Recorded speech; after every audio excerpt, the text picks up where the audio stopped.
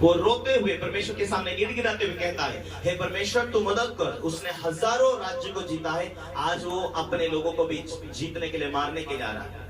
हम क्या करें? तू मदद कर। यदि तू मदद ना करेगा तो हम उसके हाथों से मारे जाएंगे। हालेलुया। प्रार्थना करके लेटर फैला के रो रहा परमेश्वर के सामने। फिर परमेश्वर अपने दास को भविष्यवक्ता को भेजता है, हे हिजकिय्या मत डर, परमेश्वर तुझे हेल्प करेगा।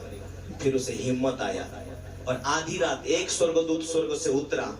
अश्शूरी के राजा की सेना जहां पर वो सोए हुए थे, जहां पर वो बैठे हुए थे, जहां पर वो लड़ाई के युद्ध के लिए आकर मैदान में ठहरे हुए थे, पलक झपकते एक ही स्वर्गदूत ने पलक झपकते सेकंड में 1,85,000 अश्शूरी की सेना को मार दिया। ना तलवार से काटा ना कुछ नहीं, ऑटोमेटिक एक स्वर्ग की आग का जो करंट, बिजली का झटका आते हुए पता नहीं चला, सिर्फ अश्शूरी के राजा को छोड़ दिया।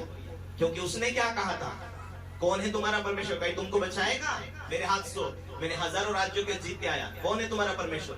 तुम कहते यहोवा परमेश्वर है करके, लेकिन आज मेरे हाथों से कौन छुड़ाएगा? है हिजकिय्या, तो अपना परमेश्वर मदद करेगा, इस धुन में मत रहना, हमारे हाथ से मारे जाएगा। यही उसने कहा था। पलक झपकते एक ही स्वर्गदूतों को परमेश्वर ने भेजा और परमेश्वर ने पलक झपकते हुए 1,85,000 सेना को, अश्शूर के राजा की सेना को परमेश्वर ने मार दिया था। हालेलुया।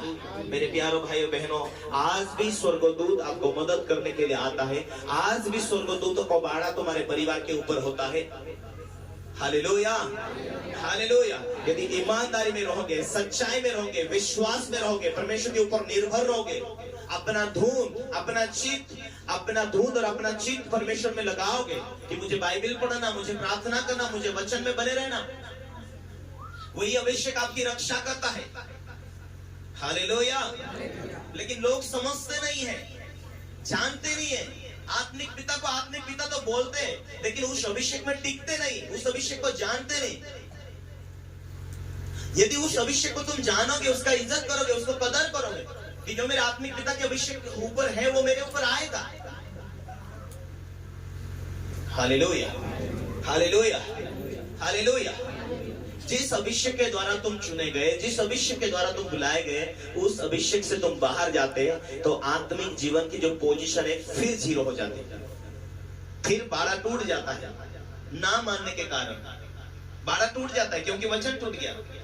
कैसे वचन? वचन कहता है लोगों, एफएसी का पत्री उसका 6 उसका यदि 2 में पढ़ते हैं, अपने माता पिता का इज्जत कर, आदर कर। वचन कहता है, क्यों कहता है? परमेश्वर का ओर से आया, परमेश्वर की आत्मा के द्वारा लिखा गया।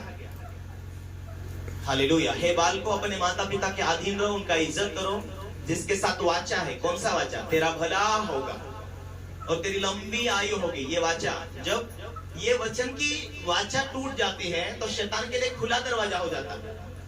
क्यों? शैतान कहता है परमेश्वर को, हे परमेश्वर तूने आयुब को बरकतें दिया, इसीलिए बरकतें दिया कि तेरा हाथ उसके ऊपर है और तूने चारों तरफ उसके परिवार के ऊपर बाड़ा बांधा। जिस दिन से आप विश्वास करते, अपने पास्टर की बातें मानते, आपके परिवार के ऊपर, आपके ऊपर चारों तरफ से स्वर्गों की ओर बाड़ा होती है, वो आपको सुरक्षा देती है। आज चंगे नहीं हुए, लेकिन धूंध और ध्यान रखो, लाइफ टाइम के लिए चंगे होंगे। हालेलुया।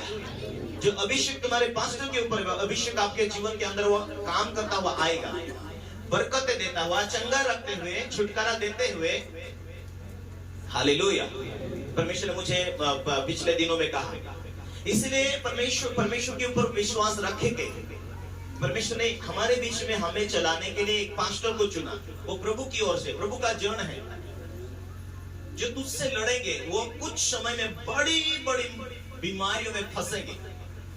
वचन से था, उन नबी ने, परमेश्वर ने मुझसे बातें किया वचन के द्वारा। हालेलुया।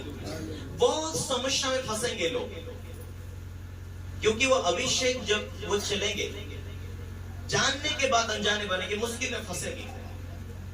Hallelujah, hallelujah. क्यों? शैतान का अवसर मिल जाता है।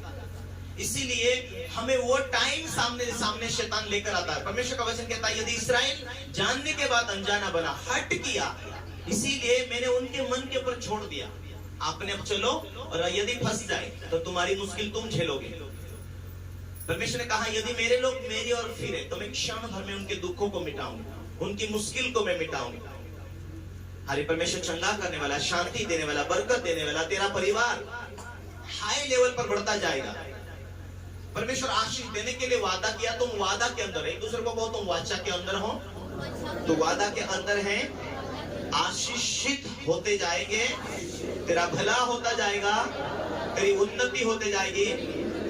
जो जो लोग तेरे खिलाफ खड़े होंगे वो हार जाएंगे, क्योंकि तू वचन के अंदर है, तू वाचा के अंदर है। तेरा भला होता जाएगा, होता रहेगा, होता रहेगा, ऐसा नहीं, होता रहेगा।